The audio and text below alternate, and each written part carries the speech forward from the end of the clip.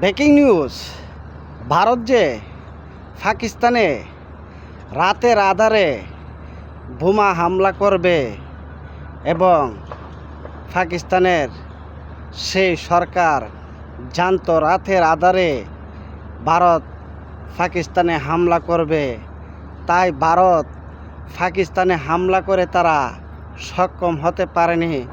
ভারতের 5টি বোমাকে ধ্বংস করেছে পাকিস্তানি যোদ্ধারা এবং ভারত জ্বলে পড়ে এখনও কেন মরে।